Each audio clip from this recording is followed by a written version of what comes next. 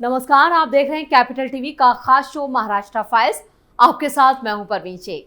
आपको बताएंगे फडणवीस की वापसी से क्यों परेशान हैं उद्धव ठाकरे, क्यों एकनाथ शिंदे ने बढ़ाई है बीजेपी की टेंशन, क्या आघाड़ी से बाहर हो चुके हैं उद्धव ठाकरे, ईवीएम को लेकर क्यों मचा है बवाल, क्या है अजीत पवार की बड़ी डिमांड। इसके अलावा जानेंगे कौन किसकी बढ़ा रहा है टेंशन, कौन किसे दे रहा है चुनौती। साथ ही आपको इन सभी खबरों से कराएंगे रूबरू। लेकिन तमाम बड़ी खबरों में आगे बढ़ने से पहले एक नजर डालते हैं महाराष्ट्र की टॉप हेडलाइंस पर। आजाद मैदान को दुल्हन की तरह सजाया गया। देवेंद्र फडणवीस के शपथ ग्रहण में पीएम मोदी की शिरकत, उद्धव ठाकरे हुए परेशान। एकनाथ शिंदे ने बढ़ाई बीजेपी की टेंशन। महायुति की सरकार बनने से पहले शिंदे ने फिर दिखाए तेवर, अमित शाह ने फिर लगाई टांग। महायुति ने राज्यपाल के सामने पेश किया सरकार बनाने का दावा। देवेंद्र फडणवीस बोले, हम साथ मिलकर करेंगे काम। महाराष्ट्र में महायुति की सरकार के गठन के बीच उद्धव ठाकरे का बड़ा ऐलान। शिवसेना यूनिटी की बैठक में बोले, आगे अकेले लड़ेंगे चुनाव। अजीत पवार कर सकते हैं बड़ा खेला। बैठक में 11 मंत्रियों की हो सकती है बड़ी डिमांड। खबरों में सबसे पहले बात देवेंद्र फडणवीस की। देवेंद्र फडणवीस महाराष्ट्र के अगले सीएम होंगे, ये तस्वीर पूरी तरह से साफ हो गई है और ऑफिशियली अनाउंस हो गया है। फडणवीस ने शिवसेना नेता एकनाथ शिंदे, एनसीपी लीडर अजीत पवार के साथ राज्यपाल सीपी राधाकृष्णन के सामने सरकार बनाने का दावा पेश किया और इसी दौरान बीजेपी के ऑब्जर्वर्स विजय रूपाणी और निर्मला सीतारमण भी मौजूद थे, जिसके बाद फडणवीस, शिंदे और पवार ने एक प्रेस कॉन्फ्रेंस भी की। इस साझा प्रेस कॉन्फ्रेंस में फडणवीस और शिंदे दोनों ने कहा कि कितने और कौन कौन मंत्री शपथ लेगा, इसकी जानकारी बाद में दी जाएगी। शपथ ग्रहण का कार्यक्रम आज 5:30 बजे आजाद मैदान में होगा। फडणवीस ने कहा कि पीएम मोदी की मौजूदगी में ये कार्यक्रम संपन्न होगा। मीडिया ने सवाल पूछा कि शिंदे और पवार डिप्टी सीएम की शपथ लेंगे, जिस पर अजीत पवार ने कहा, कोई ले रहा है या नहीं ये अलग बात है, इन लोगों का शाम तक तय होगा, पर मैं तो कल शपथ ले रहा हूँ, ये तय है। जिस पर शिंदे ने कहा कि अजीत दादा को दिन में और शाम को शपथ लेने का अनुभव है। देवेंद्र फडणवीस ने कहा कि हम तीनों नेता एक हैं, डिप्टी सीएम और सीएम सिर्फ तकनीकी पद हैं।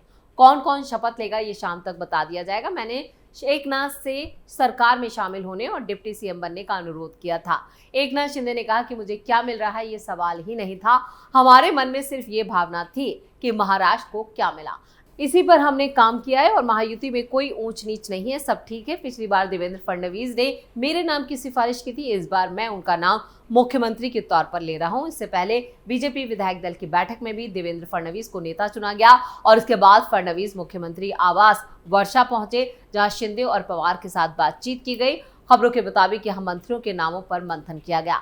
महायुति यानी बीजेपी, शिवसेना, शिंदे, एनसीपी, पवार को 230 सीटों का भारी बहुमत मिला है। हालांकि बीजेपी की तरफ से देवेंद्र फडणवीस का सीएम बनना तय है और महायुति यानी बीजेपी, शिवसेना और शिंदे और एनसीपी में 1 सीएम और 2 डिप्टी सीएम का फार्मूला तय किया गया है। बीजेपी की 19, एनसीपी के 7 और शिवसेना के 5 नेता शपथ ले सकते हैं। फिलहाल जो खबरें आ रही है उनके मुताबिक ये तय हो जाएगा शपथ ग्रहण में कि कौन कौन मंत्री जो है वो शपथ ले रहे हैं। लेकिन फिलहाल एकनाथ शिंदे को लेकर थोड़ा सस्पेंस बना हुआ है।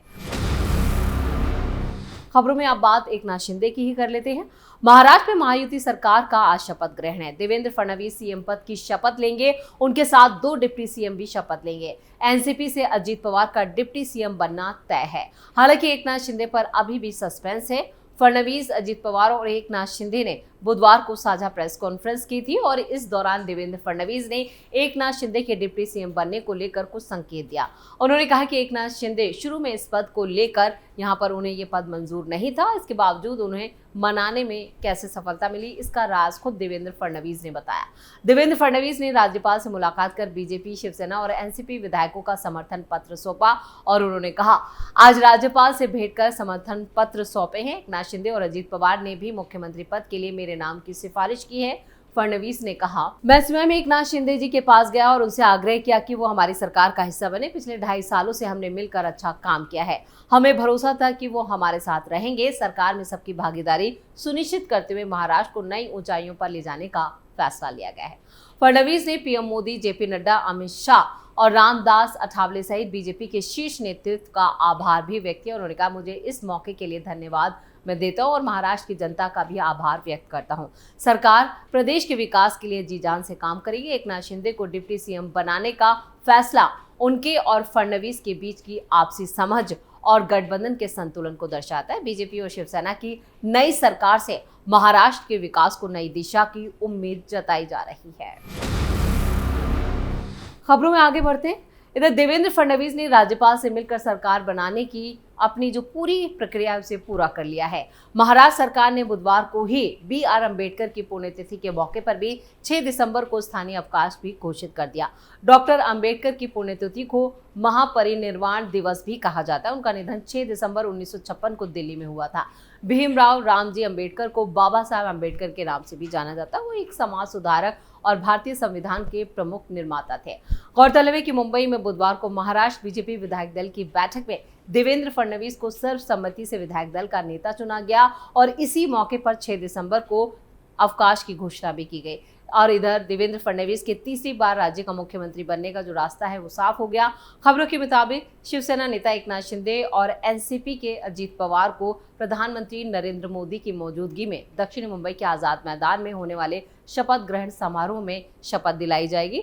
आपको बता दें ये शपथ ग्रहण का कार्यक्रम आज ही होना है और बुधवार को विधान भवन में हुई विधायक दल की बैठक में गुजरात के पूर्व सीएम और बीजेपी के केंद्रीय प्रवेशक विजय रूपाणी ने ही घोषणा की कि फडणवीस को सर्वसम्मति से बीजेपी विधायक दल का नेता चुना गया।